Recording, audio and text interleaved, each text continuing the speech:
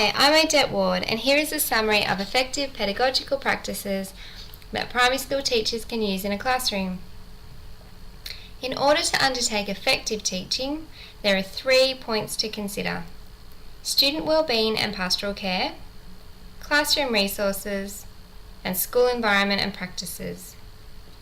Teaching the whole child is defined as teaching the entire child, including their physical, moral, social, emotional, spiritual, and aesthetic developments.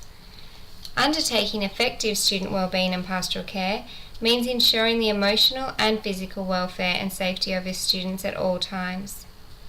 The government has released a Safe Schools Toolkit which outlines 9 elements that schools can undertake to provide students with good pastoral care.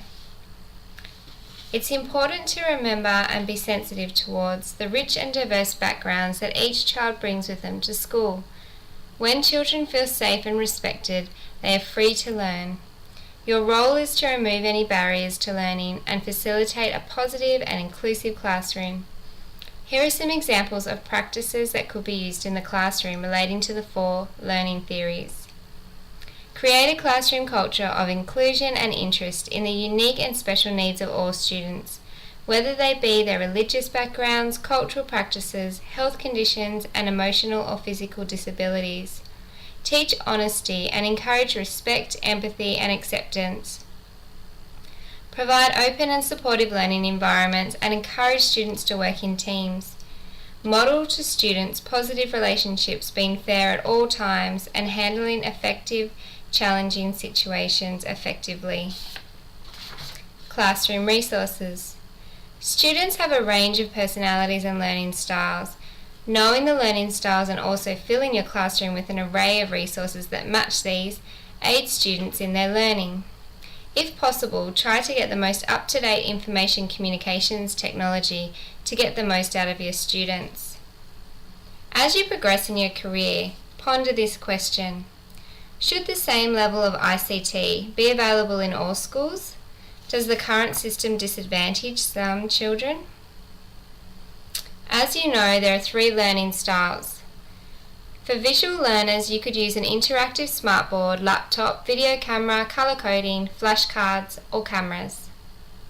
For audio learners, you could use tablets with audio-visual functionality, group discussions, radios, and recording devices to record lessons.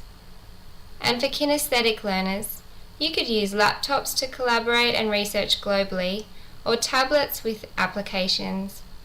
Applications are a great all-round tool to use for all learning styles, and so are books. Ensure you have constant access to books and readers, whether electronically or in hard copy. Remember to try to teach to all learning styles and not just your own style, as you will naturally teach how you yourself learn.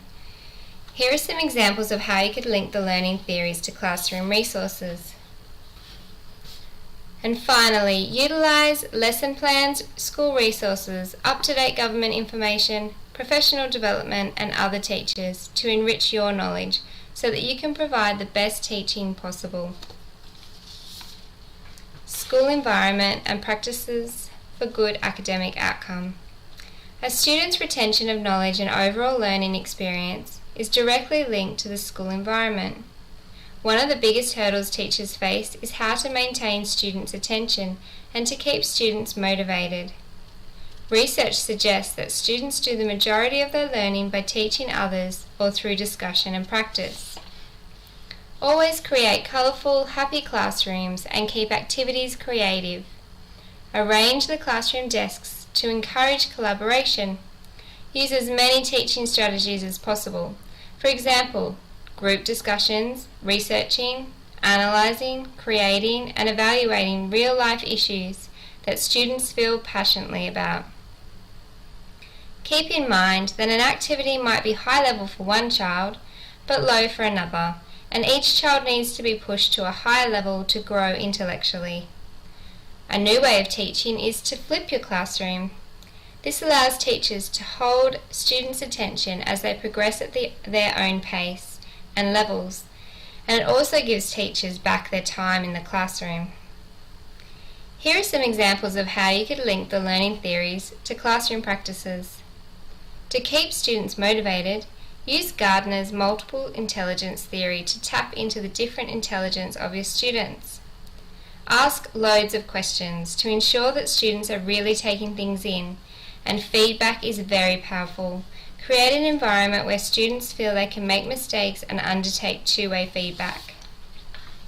By keeping in mind the key points listed above, you will create an environment that is emotionally and physically safe, keeps students motivated and attentive, and provides open feedback.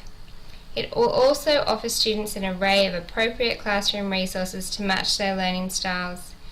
Best wishes in your future as you embark on your career as a teacher.